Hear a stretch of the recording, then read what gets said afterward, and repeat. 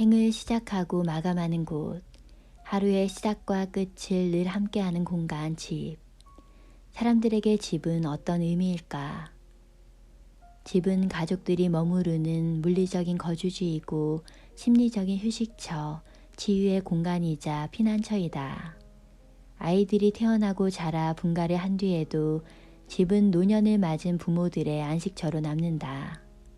이런 소중한 공간, 우리들이 사는 집안을 가만히 둘러보면 1년이 지나도록 한 번도 쓰지 않은 물건들이 구석구석에 널려 있기도, 장롱 안은 몇 년 동안 한 번도 꺼내지 않은 옷들로 채워져 있기도 하다. 쓰지도 않는 물건, 입지도 않는 옷들을 갖고 있어야 할 까닭은 무엇일까? 집이 가구와 물건들로 꽉 채워지다 보면 소진된 몸과 영혼을 재충전할 수 있는 공간이 아니라 물건들이 집의 주인이 되어버리고 만다. 또 많은 물건들로 공간은 그만큼 줄어들기에 더 큰 집이 필요해진다. 대체로 많은 사람들이 큰돈을 융자받아 집을 마련하고 은행의 채무자가 되어 원금과 이자를 갚기 위해 몸이 닳도록 일하는 것을 당연히 여기며 살아간다. 근데 왜 그렇게 살아야 할까? 대부분의 사람들이 큰 집을 선호하는 것은 진정한 필요 때문이라기보다는 그것이 부와 지위의 표상으로 작용하기 때문일 것이다. 큰 집은 작은 집에 견져 자산 가치가 크고 부와 위세의 상징이 되어준다. 그래서인지 대부분의 사람들은 큰 집을 선호하고 더 넓은 집에 살기만을 꿈꾼다. 하지만 큰 집을 잘 건사하고 살려면 자산이 많거나 돈을 계속 벌어야 한다. 큰 집은 집세나 융자는 물론이거니와 난방비나 세금 따위 부담이 클 수밖에 없고 청소나 관리하는 데도 돈과 시간이 더 많이 든다. 이렇게 큰 집은 많은 부분에서 불가피하게 낭비적인 생활 방식을 강요하게 된다. 하지만 다른 걸 희생하면서까지 집이 짐이 되어서는 안 된다. 자신의 분수보다 큰 집에서 은행에서 빌린 원금과 이자를 갚느라 허덕이며 사는 것만큼 어리석은 게 또 있을까? 집은 자산 이전의 삶의 터전, 가족의 안전을 위한 편안한 보금자리가 되어야 한다. 집은 남에게 보이기 위한 과시의 대상이 아닌 가족들이 휴식하고 생활하는 거처일 뿐, 집의 크기란 행복과는 아무 상관이 없다. 옛날에는 많은 것, 큰 것이 성공의 한 징표이기도 했다. 하지만 그 패러다임은 규모의 경제시대에나 통용되던 낡은 잣대이다. 세상의 흐름이 변하고 있다. 작고 단순함에서 화사함과 아름다움을 새롭게 발견하려는 사람들이 늘고 있고, 소식, 작은 집, 다이어트, 다운사이징 등 심플해지고 작아지려는 흐름이 문명의 새 패러다임이다.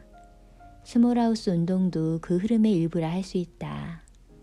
그래서인지 큰 집이 자랑거리인 시대는 가고 오히려 큰 집을 골칫덩어리로 여기는 사람 또한 늘어가고 있다. 작은 집이 경제적이나 생태적인 측면에서 여러모로 유익하다는 걸 깨닫고 집을 줄이려고 하는 사람이 늘어나고 있는 것이다. 집을 넓히고 물건이 많아질수록 행복이 느는 것은 아니다. 크고 많아야 행복해진다라는 생각은 기업과 미디어들이 만든 망상이요, 욕망의 허상일 뿐이다. 물건을 소유하려면 돈을 벌어야 하고, 그러려면 일해야 하고, 일에 매이면 가족과 지내는 시간, 책 읽고 여행할 시간은 사라진다. 나를 위한 시간을 희생한 대가로 갈망하는 것을 가졌을 때 약간의 기쁨과 보람은 있을지라도 그것은 오래 가지 않는다. 소유의 만족감이 시들해지면 권태에 사로잡히게 되는 것이다. 최소의 소유로 최대의 행복을 누리는 법은 작게 더 단순하게 사는 것이다. 작은 집은 삶의 방식과도 연관이 있기에 단순하게 살려면 작은 집에 살아야 한다. 큰 집을 소유하려는 인습적 욕망을 버리고 물질을 쫓는 삶의 방식에서 단순한 방식으로 삶을 바꾸려는 노력이 필요하다. 물질보다 마음의 평화를 더 중요하게 생각하고 작고 소박한 생활을 좋아한다면 작은 집에 살 자격은 충분하다. 집보다 더 중요한 게 삶이고 그 삶에서 행복을 누리겠다는 신념을 가지고 가구나 물건들을 적게 소유하면 작은 집에서의 단순한 생활을 할 수 있다. 여러모로 따져볼 때 작은 집의 유익함은 여럿이다. 우선 작은 집은 집세나 대출에 대한 부담이 적고 유지비가 적게 든다. 집에 들이는 돈을 벌려고 너무 오래 일하지 않아도 된다는 뜻이다. 또 쓸 수 있는 공간이 제한되어 있기 때문에 쓸데없는 물건을 살 일도 많지 않다. 이렇게 작은 집은 돈과 시간을 절약해 주기에 적은 물건을 가지고 작은 집에 살다 보면 오히려 더 많은 자유를 누릴 수 있다. 큰 집을 위해서가 아니라 다른 일에 돈과 시간을 쓰고 싶은 사람, 조용히 책을 읽고 사색할 공간을 갖고 싶은 사람, 그냥 작고 소박한 생활 자체를 좋아하는 사람이라면 작은 집은 참 만족스럽다. 작은 소파, 탁자 위 책 몇 권, 텅 빈 거실에 비친 한 줄기 햇빛은 얼마나 정갈한가. 최소한도의 물건이 놓인 거실은 마치 공간이 숨을 쉬고 생기를 내뿜는 듯 그것만으로 충분하다. 물건으로 가득 찬 공간에서는 귀한 물건도 눈에 띄지 않는 법이지만 여백이 많은 공간에서는 작은 물건도 그 존재감이 뚜렷해진다. 많이 가질수록 삶은 복잡해지고 적게 소유할수록 삶은 단순해진다. 욕심을 버리고 작은 집에 사는 것은 현대 생활의 낭비와 불행에서 자유로워지는 길이다. 작고 단순하게 산다는 것은 세상의 눈이나 물질이 아니라 지금 이 순간 내 인생을 위해 더 중요한 가치들에 집중하는 낭비 없이 사는 삶이다.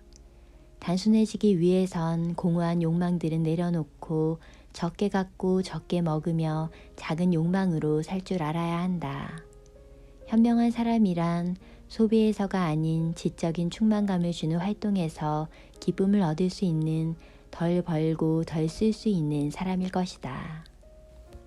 인생의 전반전이 더 큰 집, 더 큰 차, 더 많은 것을 소유하기 위해 성공이라는 오르막길을 열심히 쫓는 시간이었다면 이제는 욕심을 부려 무엇을 채우기보다는 점점 자신을 비우는 게 어울리는 시기가 아닐까.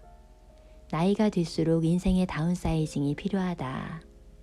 집을 줄이고 의식주를 간소하게 하고 물건도 필요한 것만 두고 정리하며 버리고 비우고 나면 홀가분한 자유를 누릴 수 있다. 덜 쓰면 덜 소비하게 되고 낭비를 줄이는 삶을 살다 보면 더 적은 것으로도 살 수 있게 된다. 집뿐 아니라 물건들, 소비 규모, 소원한 인간관계 등 나의 인생 자체를 다운사이징 하다 보면 비워질수록 충만해짐과 홀가분한 자유를 느낄 수 있을 것이다. 작은 것이 단순하고 아름답다. 단순한 삶에 더 깊은 행복과 충만함을 느낄 수 있기를.